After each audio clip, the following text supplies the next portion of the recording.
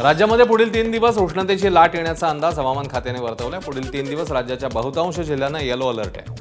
मध्य महाराष्ट्र, मराठवाड्यात तापमान आणखी वाढेल आणि पुढील 3 दिवस उष्माघाताचा धोका वर्तवण्यात आलाय। येत्या 3 दिवसात अकोला आणि नंदुरबार जिल्ह्याचं तापमान 45 अंशांच्या पुढे जाऊ शकतं, त्यामुळे नागरिकांनी विशेष काळजी घ्यावी असं आवाहन हवामान खात्याकडून करण्यात आलंय। IMD विभागाचे सायंटिस्ट सानप सर आहेत। सर, आपण बघतोय पुण्यात सुद्धा काल 43 डिग्री इतकं टेम्परेचरची नोंद झालेली आहे। काय नक्की कारण आहेत आणि सध्या काय स्थिती आहे? मागील आठवड्यामध्ये आपण बघितलं की महाराष्ट्रातील बहुतांश ठिकाणी तापमानामध्ये बऱ्यापैकी घट आपल्याला दिसून आली होती आणि त्याचं मुख्य कारण म्हणजे अरबी समुद्र आणि बंगालच्या उपसागराकडनं येणारे जे आर्द्रतायुक्त वारे आहे त्यामुळं ढगाळ वातावरण आपल्याला बघायला मिळालं आणि काही ठिकाणी पाऊस झाला, त्यामुळं तापमान कमी झालं होतं।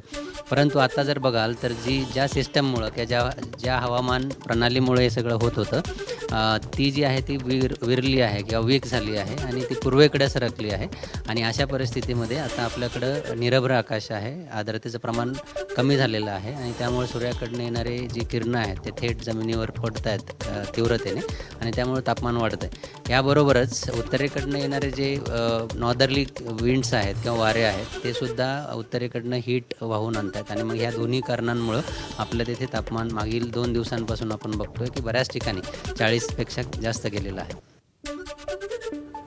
राज्यामध्ये उन्हाचा चटका वाढलाय। उत्तर मध्य महाराष्ट्र आणि मराठवाड्यात उष्ण लाटेचा इशारा हवामान खात्याने दिलाय।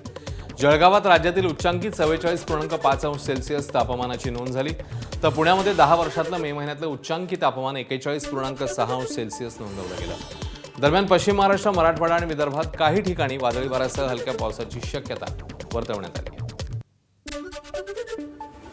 नंदुरबारचा पारा 45 अंशांच्या पार गेला। जिल्हा प्रशासनाने उष्णतेचा हाय अलर्ट जारी केलाय।